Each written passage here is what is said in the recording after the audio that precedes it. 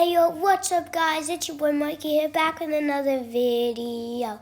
And today, we are going to be ranking Spider-Man movies. And so let's get started with Spider-Man 1. And I think this is this isn't the timeline limiter. So, this was just the same exact movie, so we're not going to do it. So, let's get started with Spider-Man 1. And honestly, I think I have to put this in S tier. Just because you know how the story is working in this film. Like Green Goblin, he's chasing after Spider-Man. And it's like the OG Spider-Man. Like he gets bitten by a radioactive spider. He becomes Spider-Man. And it's kind of came out in 2001. It's the OG. I have to put it in an S. So, I'm sorry. I'm not sorry, but people who don't like this movie, it's not bad. It has some ups and downs. It's up there. I'm gonna put an S still because I like the character Tobey Maguire in this movie. I think he's the best Spider-Man, one of the best Spider-Mans. Don't think Tom Holland's the best though, but yeah, it's a really good movie, and I do really love it. So, Green Goblin is an amazing character too. Okay, Spider-Man 2, released in 2002, I think. Yeah, 2002, 1 year after Spider-Man 1. And they're like, okay, we're the directors, we can make another one, and it didn't do so good. The directors must have read a book about how to make movies and made this movie because it's okay. I'd put it. I like the Doc Ock is my favorite Spider-Man villain. I like how they used him with he's working with Peter and then he becomes bad and everything. And I think this is an amazing one. It's kind of I would call it a reboot of Spider-Man 1. It's Spider-Man 1, 2, 3-year time jump. And then it's this movie. So I'm gonna put in B. I think it's a tiny bit of a reboot because they got new people as a cast. Also I think J. Jonah Jameson is really funny in this movie too. Spider-Man 3, released in 2007. And no, I do not like this movie, and I don't think anyone does.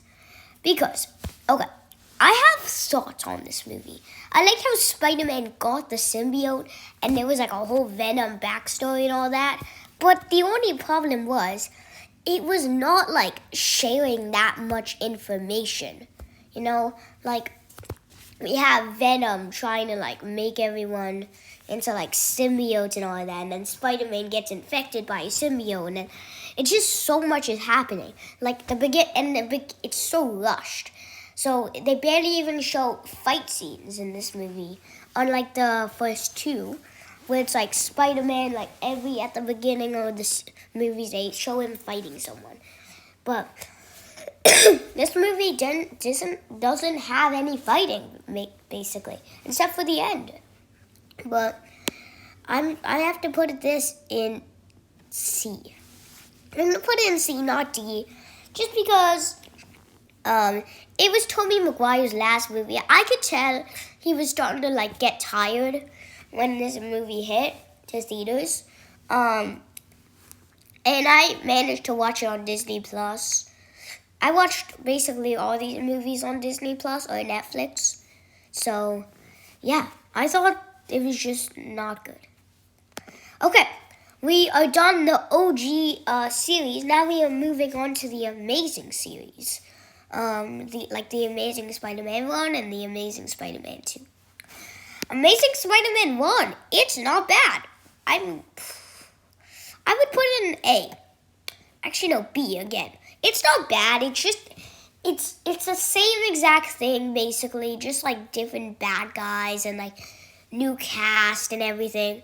I thought Tobey Maguire was probably the worst out of the three Spider-Man actors, but it's fine. Don't worry. It's my opinion, but I like how they like rendered everything different with like the suits and everything, and like the story with Uncle Ben and um Peter's mom. So I thought that was like a really cool story on that, but the beginning was kind of sad, honestly. But yeah. So Amazing Spider-Man B tier. Next up, Amazing Spider-Man 2, and this one I do not like. Why? So they have multiple bad guys in this movie, not just one main one. It's mostly just Spider-Man, and this is the movie where MJ died. But I thought that was pretty sad. But I think that this movie is not as good as the first one, and I think it's pretty boring. I really couldn't sit through most of it because of how boring it is. It feels super rushed. Being like a 2-hour movie, it feels super rushed. But fine, don't worry. It's my opinion. Don't worry. Spider-Man Homecoming, one of my favorites, and I'm gonna put an A, not S, A. This is an amazing movie. It's a new cast, it's a new everything. This is a perfect Spider-Man movie. Not too perfect, though. Not too perfect. It has the Avengers, which I don't really like how they put in the Avengers for most of the scenes. I thought one of it should basically just be like MJ. We got introduced to the new MJ and Spider-Man's new friend Ned, who I think is one of the funniest Spider-Man characters in the trilogy. But I think this movie is incredible. It shares like a story with Spider-Man interacting with Tony Stark and how they like kind of fight together. And I feel like the bad guy in this movie, I forget his name, it's like Vulture. I think it's the Vulture in this movie. Not sure. Comment down below who you think who it is. But I think it's the Vulture. I think he's a really good bad guy. And yeah, it's a good movie, not S, because it's just like the cast.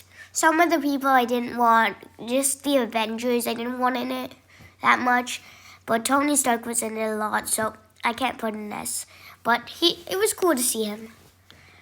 Far From Home. Now, don't get mad at me, but I do think it's in a C tier. Why?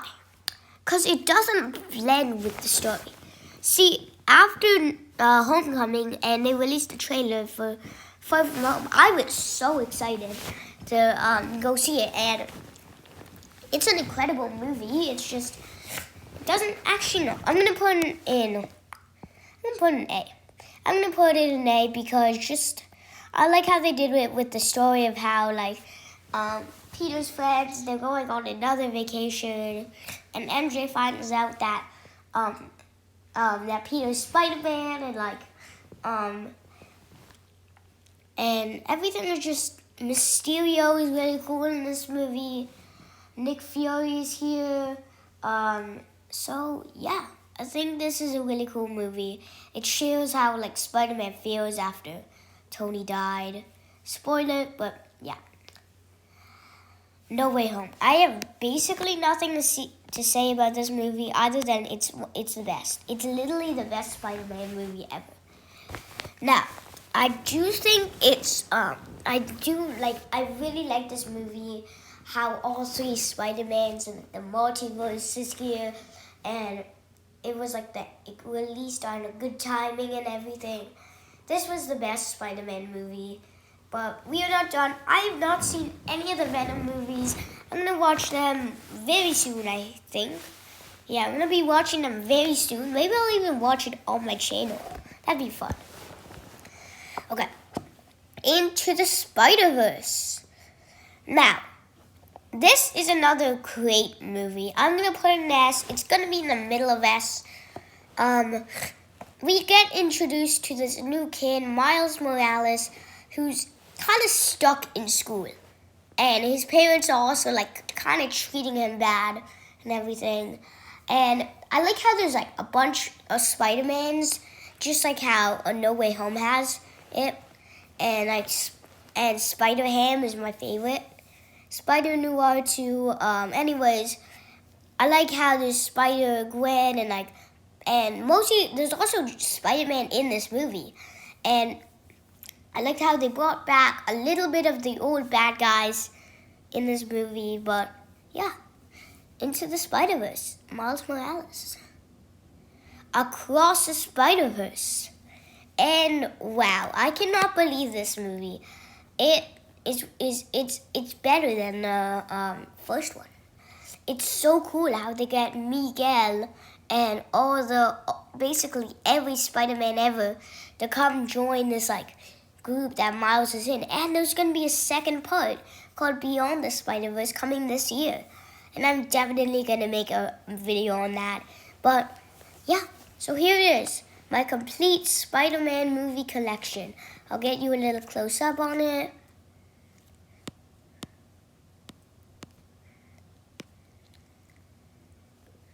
Okay. Alright. So here it is. Make sure to like and subscribe. Have a good day.